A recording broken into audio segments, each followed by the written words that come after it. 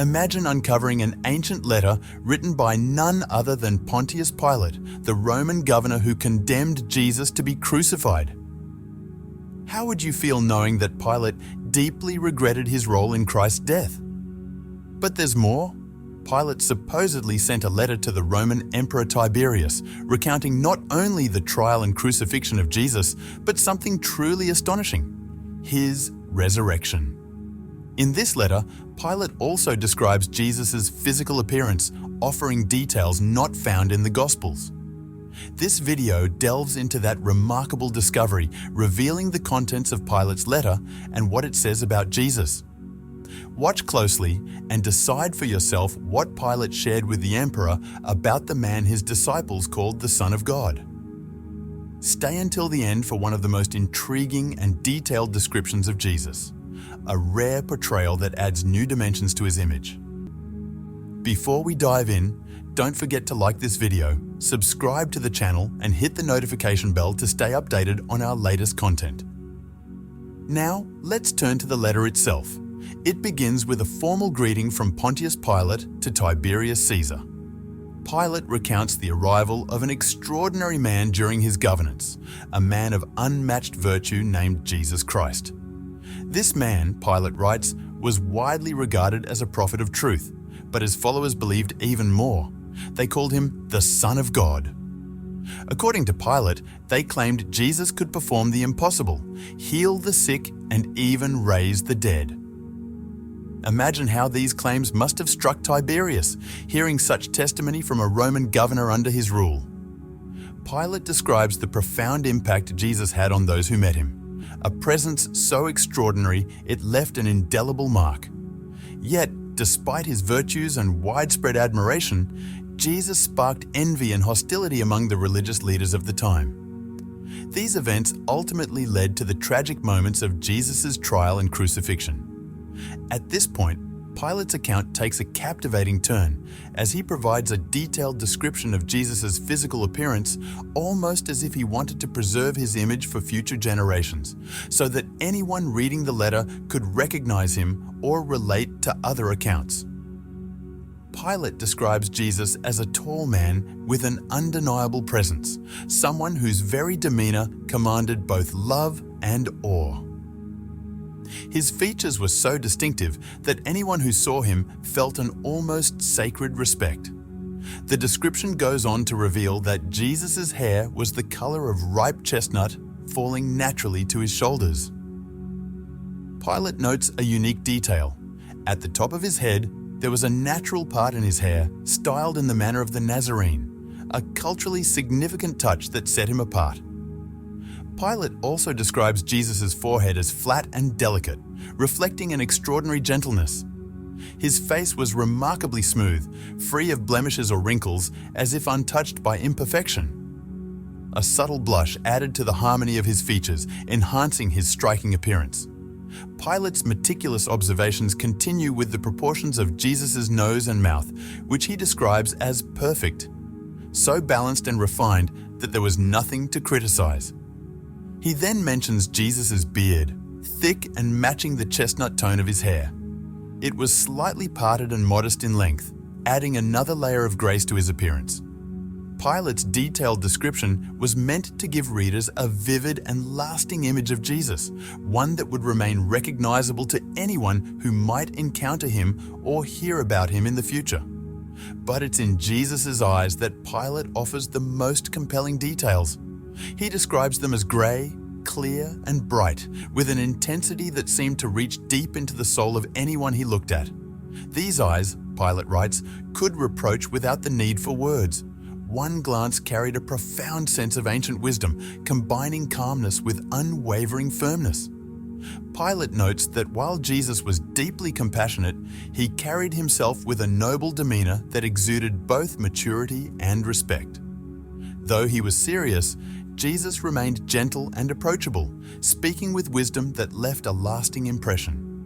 Pilate adds that Jesus rarely laughed but often wept, portraying a man of profound sensitivity and care for those around him. As the letter unfolds, Pilate delves deeper into Jesus' character and presence. He describes him as a man of extraordinary beauty and grace, standing apart from all others. Pilate even mentions the elegance of Jesus' hands and arms, details that add to the image of a serene and compassionate figure whose very presence inspired awe and admiration.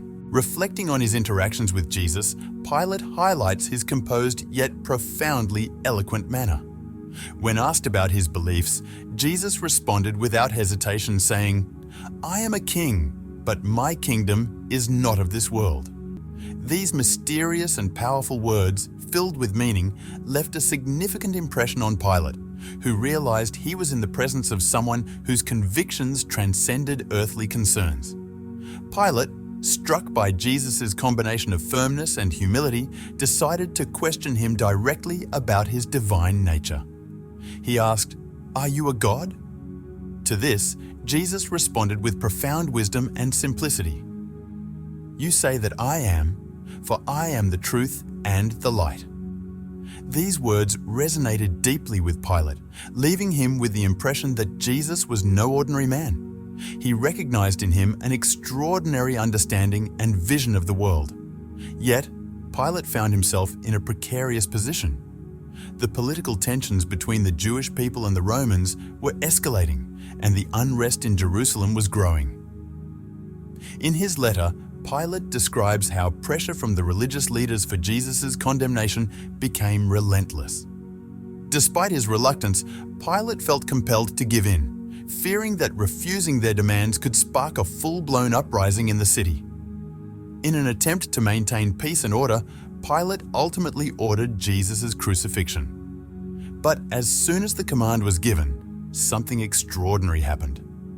The sky darkened, the sun stopped shining, and stars became visible in the middle of the day, as though nature itself was protesting this great injustice.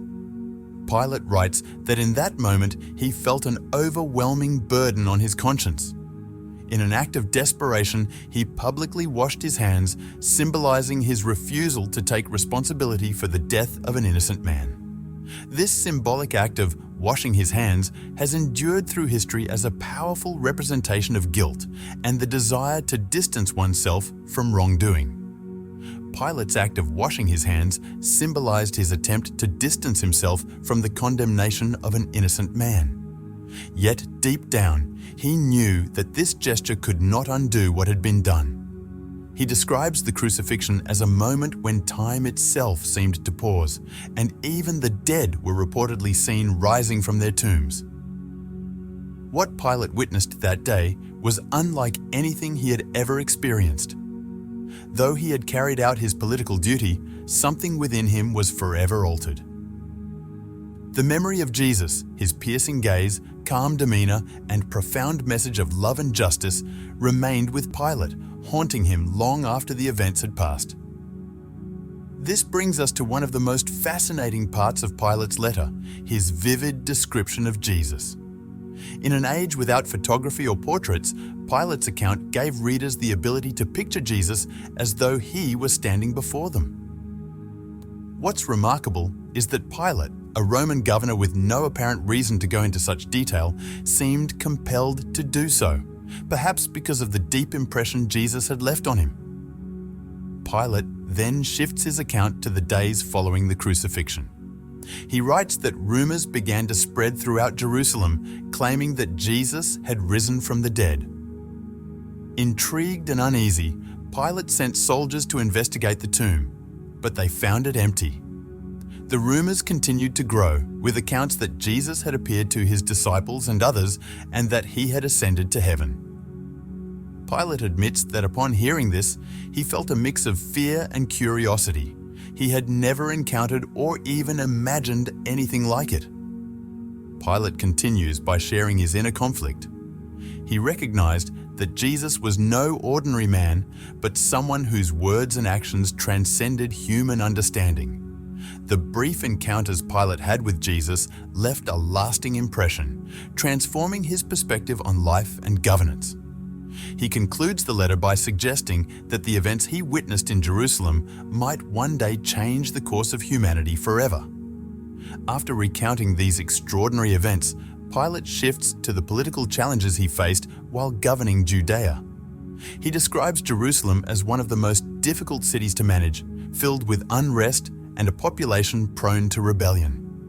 Pilate admits that his predecessor, Valerius Gratus, had also struggled with the city's volatile nature and warned him about the unpredictable character of its people.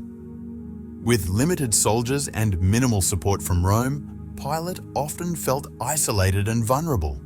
He reflects on the unchecked expansion of the Roman Empire, noting that its vast territories had outpaced the military's ability to maintain control. This lack of resources, coupled with mounting public pressure, left Pilate feeling trapped, forced into making difficult decisions. Among them, the order for Jesus' crucifixion. At one point in the letter, Pilate recalls a pivotal moment when he first heard about Jesus. A young man with an almost angelic presence, preaching a new doctrine in the name of the God who sent him. Initially, Pilate feared that Jesus might incite rebellion against Roman rule. However, he quickly realized that Jesus' message was one of peace and reconciliation. This realization surprised Pilate, as Jesus seemed more sympathetic toward the Romans than toward his own people. This perception made Pilate feel less threatened. Pilate recounts one memorable day when he passed by the pool of Siloam. A crowd had gathered, and at the center stood a calm man leaning against a tree. His serene presence captivated those around him. Pilate recalls observing Jesus as he spoke softly to the gathered crowd. When Pilate inquired who this man was, he was told it was Jesus. The scene left an indelible mark on him. Jesus stood out strikingly, his fair skin and golden hair contrasting sharply with the darker complexions of those around him. Pilate describes Jesus as having an unparalleled serenity, with a gentle expression that radiated an indescribable sense of peace.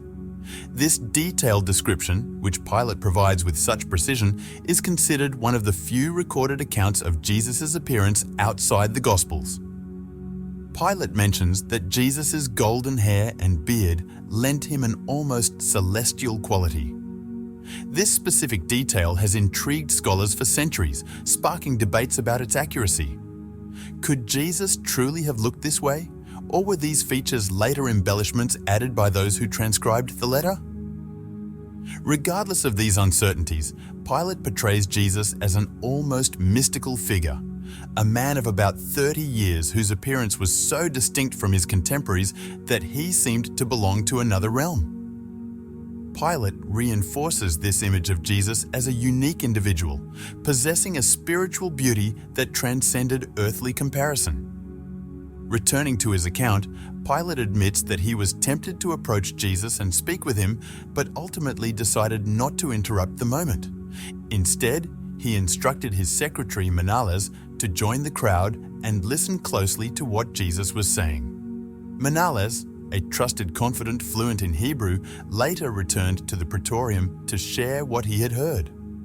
According to Menelaus, Jesus' words were unlike anything he had ever encountered, surpassing even the wisdom found in the works of Rome's most esteemed philosophers. One example Menelaus recounted to Pilate was Jesus' profound response to a question posed by a Jewish rebel about whether it was. When asked by a Jewish rebel if it was right to pay tribute to Caesar, Jesus responded with profound wisdom. "Give to Caesar what is Caesar's, and to God what is God's." These words, both politically insightful and deeply just, left a lasting impression on Pilate. He saw in Jesus a man of great intellect and fairness, someone who, despite his growing popularity, posed no revolutionary threat to the Roman Empire. Moved by Jesus' wisdom and calm demeanor, Pilate made the decision to grant him the freedom to teach and gather disciples without interference from the Roman authorities. Pilate believed that allowing Jesus to continue his work would promote peace and reduce tensions, avoiding unnecessary conflict. However, this decision sparked outrage among the religious leaders who viewed Jesus as a threat to their authority. Pilate recounts how complaints about Jesus became a frequent occurrence in the praetorium. The religious leaders, unable to tolerate his growing influence, threatened to appeal directly to Caesar if Pilate refused to take action. Despite the mounting pressure, Pilate remained steadfast. He saw no justification to arrest or accuse Jesus, as there was no evidence of wrongdoing. Exiling or condemning him without cause would violate the principles of justice that Pilate believed the Roman Empire stood for. Nevertheless, the situation in Jerusalem grew increasingly volatile. Pilate realized that tensions were nearing a breaking point, with the risk of an uprising becoming imminent. Feeling cornered, he faced a difficult choice: maintain his stance and risk open conflict, or yield to the relentless demands of the religious leaders. Ultimately, Pilate made the grave decision to condemn Jesus, not because he believed him guilty, but to prevent a larger crisis in his province. He viewed this as a necessary step to restore peace and maintain stability in Jerusalem. In his letter, Pilate reflects on the weight of this decision and its lasting consequences, both for himself and the city. He acknowledges that, despite his role as governor, his authority had been undermined by the circumstances. The unrelenting pressure from the religious leaders and the restless populace had forced his hand. Pilate confesses that he felt compelled to take an action he knew deep down was unjust. During Jesus' trial, he perceived himself as a powerless observer, while the religious leaders argued vehemently that Jesus was a threat to Judaism and its people. Despite this, Pilate made one last attempt to save him. He offered the crowd a choice: to release Jesus or a notorious prisoner named Barabbas. Pilate had hoped they would choose to free Jesus. To his shock and disappointment, the crowd called for Barabbas' release and demanded Jesus' crucifixion. Pilate was stunned by their choice. He sensed that something far greater and more profound was unfolding, something beyond his understanding. Feeling trapped, Pilate publicly washed his hands in a symbolic act, signaling that the decision to condemn Jesus was not entirely his own. Yet, he was fully aware that the moral weight of this act would haunt him for the rest of his life. When Pilate gave the final order for Jesus' crucifixion, he was overcome with an overwhelming sense of guilt, as though he were severing himself from something greater than himself. The memory of Jesus, his calm demeanor amidst the rage of the crowd and his piercing gaze, remained vivid in Pilate's mind. Following the execution, extraordinary and mysterious events unfolded. Pilate describes how, at noon, an eerie darkness blanketed the city. The sun vanished from the sky, stars appeared in the middle of the day, and the moon seemed to take on a blood-red hue. This unnatural darkness terrified the population, enveloping Jerusalem in a chilling supernatural unease. Even more astonishing, Pilate recounts that some of the dead emerged from their tombs and walked among the living. It was as if the entire natural order had reacted to the death of Jesus. These extraordinary occurrences left Pilate profoundly shaken, burdening him with an even greater sense of guilt. At that moment, he realized that no act, even the washing of his hands, could absolve him of the responsibility he bore. Pilate reflects in the letter that no act, even washing his hands, could free him from the weight of what he had done. He describes the crucifixion of Jesus as an event so profound that it seemed to alter the course of history. Though he didn't fully understand Jesus' mission, Pilate felt that the meaning of his death extended far beyond human comprehension. The letter shifts to a personal reflection, with Pilate pondering his own life and his responsibilities as the governor of Jerusalem. After the crucifixion, the city was enveloped in a strange melancholy. Rumors began to spread among the people. Some claimed that Jesus had appeared to his followers, while others insisted that he was seen by many before ascending to heaven. Although skeptical, Pilate was intrigued by these accounts and couldn't ignore them. To seek answers, he ordered soldiers to investigate Jesus' tomb, where his body had reportedly been buried. The soldiers returned with an astonishing report. The tomb was empty. The stone that had sealed it was moved, and Jesus' body was gone. This mystery deeply unsettled Pilate, as he realized there was no logical explanation for the disappearance. Toward the end of his letter, Pilate expresses a mix of regret and awe. He admits that Jesus was an unparalleled figure whose brief presence in Jerusalem left an enduring impression on everyone he encountered, including Pilate himself. Pilate reflects that in hindsight, his encounter with Jesus transformed him, leaving him forever changed. Pilate concludes with a confession. Though he fulfilled his role as governor, his heart was irrevocably altered. He sensed that Jesus was no ordinary man, but someone extraordinary, whose mission transcended earthly power and authority. With this newfound awareness, Pilate ends his letter to Emperor Tiberius, acknowledging that the events in Jerusalem would not be forgotten. He speculates that even the mighty Roman Empire might one day recognize the significance of what had taken place. Pilate's testimony about the resurrection and the lasting impact of Jesus' message reveals how deeply Jesus affected even his adversaries. His letter not only serves as evidence of Jesus' existence, but also suggests that Jesus was much more than just a man. In closing his letter to Tiberius, Pilate mentions a remarkable artifact that would, in a sense, secure his place in history: the Pilate stone. This stone inscription was discovered centuries later near the theatre in Caesarea Maritima, an area Pilate governed. It bears the name Pontius Pilate, prefect of Judea, dedicating a space to Emperor Tiberius.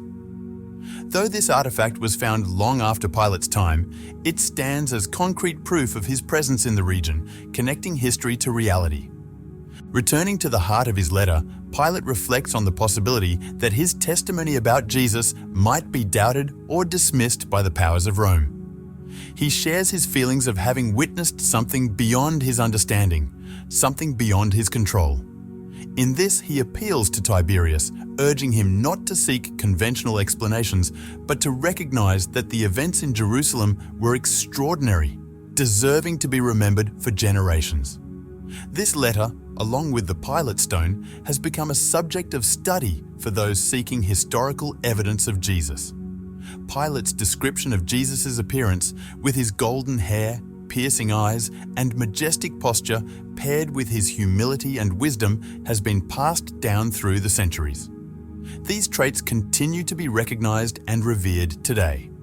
The letter concludes with Pilate's reflective insight on the impact of his decision. He suggests to Tiberius that the rumors of Jesus' resurrection and the stories surrounding him shouldn't be dismissed, as they seem to hold a deeper truth. Pilate knew that the story of Jesus' crucifixion would not fade into history. This simple man, condemned to prevent a revolt, was destined for something far greater. With this realization, Pilate closes his account, almost as if he sensed that his own life was forever altered by Jesus' presence crossing his path. The Pilate stone and the letter are not just historical artifacts. They serve as powerful testimonies that Jesus truly lived and left an indelible mark on the world. His impact was not only felt by his followers, but also by those who directly or indirectly played a part in his trial. Today, after reading this letter, we gain a deeper understanding of how a Roman governor, caught between ethical and political dilemmas, became one of the first to recognize the profound and unique figure of Jesus Christ. Please share your thoughts on the topic in the comments, always respecting others' opinions. I hope you enjoyed the video. It takes a lot of work to create, and all the information is carefully selected. If you found this content valuable, I'd appreciate your support with a like. Don't forget to activate the notification bell so you won't miss any of our upcoming videos. Share this video with someone who is also on a journey of faith. Now, feel free to click on the video that's appearing on your screen and continue your search for salvation. Thank you for being here, and may God bless you.